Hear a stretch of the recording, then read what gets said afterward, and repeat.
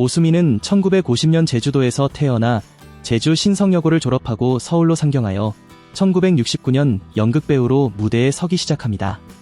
그리고 다음해 어느 소녀의 고백으로 영화배우로 데뷔했는데 이때 맡았던 역할의 이름이 오수미였죠.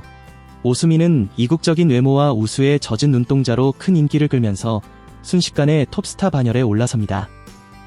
특히 1973년 그녀가 출연한 영화 이별이 크게 흥행했는데 당대 최고 배우인 신성일, 김지미와 함께 찍은 작품이었습니다. 그러나 오수미는 감독이었던 신상욱과 사랑에 빠지며 이미지에 큰 타격을 입게 됩니다. 당시 유부남이었던 신 감독과 동거를 한 사실이 밝혀지면서 가정을 파탄낸 여배우라는 비난을 한 몸에 받아야만 했죠. 이들은 대중들의 비난 속에서도 두 아이까지 낳았고 신상욱, 최은희 부부는 결국 이혼을 하게 됩니다. 그러던 1978년 최은희가 북한 공작원에 의해 납북돼 신상욱 감독과 오수미의 관계에도 문제가 생겼습니다.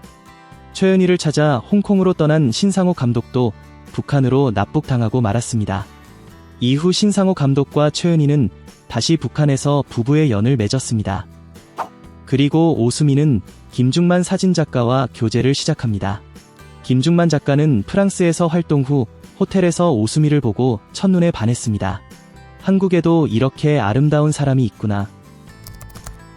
오수미의 동생인 윤영실은 언니를 따라 서울로 상경해 상명여고를 졸업합니다. 1956년생인 윤영실은 본래 무용을 전공했는데 21세의 나이에 모델로 데뷔합니다. 당시 여자 평균 키 155 정도였지만 윤영실은 177의 엄청난 장신으로 모델계의 신데렐라로 떠오릅니다. 그리고 모델 데뷔 첫 해에 영화배우로도 데뷔해 어디서 무엇이 되어 다시 만나리의 주연을 맡았습니다. 이 작품은 이원영 작가의 동아일보 신춘문예 시나리오 부문 당선작을 영화로 만든 것이었죠. 이듬해인 1978년에는 TBC 동양방송 드라마에도 출연합니다. 당시 윤영실은 언니와 닮은 서구적인 외모와 세련미로 인기를 끌었고 여기에 최고 인기 배우였던 언니 오수미의 후광까지 얻었습니다. 그렇게 오수미와 윤영실, 자매전 성시대가 시작되었습니다. 1983년 안개는 여자처럼 속삭인다에서는 오수미와 윤영실 두 자매가 나란히 주연을 맡았고 극중 배역 또한 자매로 나왔습니다. 참고로 이 작품은 정지영 감독의 데뷔작으로 80년대에는 특별한 주목을 받지 못했지만 1990년 남부군을 연출하면서 평단의 주목을 받았습니다. 이후 정지영 감독은 조금 주춤했지만 2011년 부러진 화살과 남영동 1985를 연출하는 등 활발한 활동을 이어나갔습니다. 연출력 하나는 확실한 감독이었기에 부러진 화살로 청룡영화상 감독상을 받기도 했죠. 다시 과거로 돌아와서 정지영 감독은 윤영실을 가르켜 한국의 실비아 크리스텔이라고 표현하며 극찬했습니다. 그리고 윤영실은 화장품과 의류 광고에 단골로 출연했고 모델과 배우로도 종횡무진합니다. 1983년 6월에는 패션 모델 6명과 함께 오늘날 패션 모델 양성의 산실인 모델라인을 설립합니다. 모델라인 출신 연예인들은 그야말로 엄청난데 차승원, 권상우, 공효진 등이 모델라인 출신입니다. 그러나 1985년 윤영실이 실종되면서 자매의 비극이 시작됩니다. 윤영실은 언니 오수미가 사는 강남구 압구정동 현대아파트 근처에서 살고 있었습니다. 하지만 윤영실은 어느 날부터 연락이 끊겼고 언니 오수미는 불길한 예감이 들어 동생의 집을 찾아갔는데 초인종을 아무리 눌러도 집안에서 인기척은 전혀 없었습니다. 이에 오수미는 경비원을 대동하고 현관문을 강제로 따고 안으로 들어갑니다. 집안은 평소와 다름없이 깔끔하게 정리된 상태였고 누군가 집으로 침입한 흔적은 전혀 없었습니다. 오수미는 경찰에 실종 신고를 했지만 수사에 착수한 경찰도 사건의 단서를 찾지 못했습니다. 키가 174에 달했을 정도로 큰 키에 눈에 띄는 마스크를 가졌지만 목격자는 단 한 명도 존재하지 않았습니다. 여기에 당시는 자유여행이 불가하던 시기로 출입국 기록도 없었습니다. 한때 자살설도 제기되었지만 이는 말도 안 되는 일이었습니다.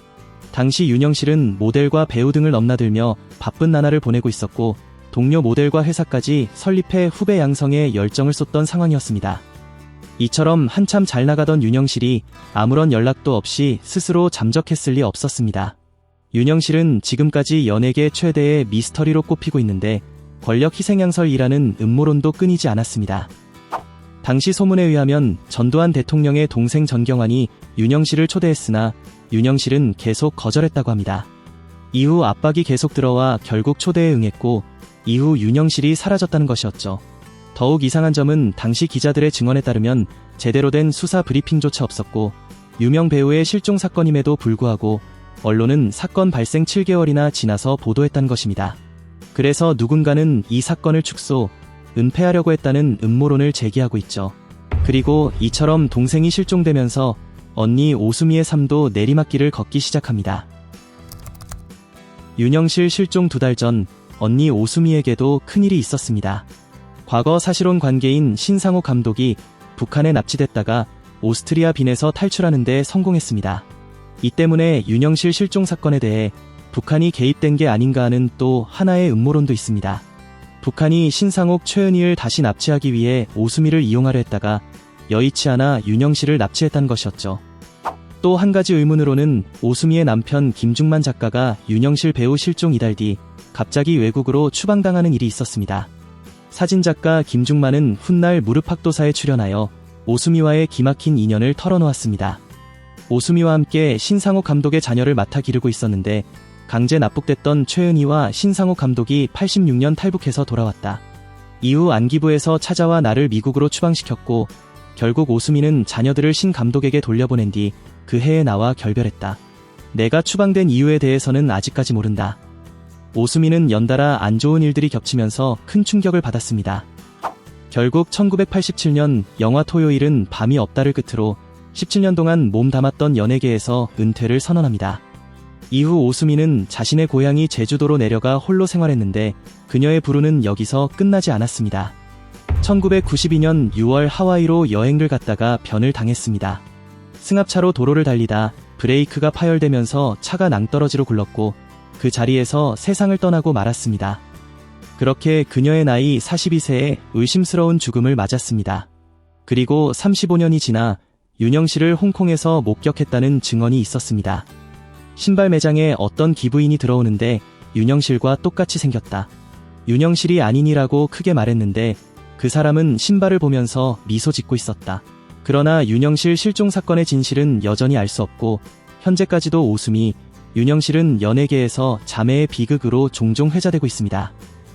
여담으로 오수미의 딸 신승리는 영화배우로 데뷔했습니다.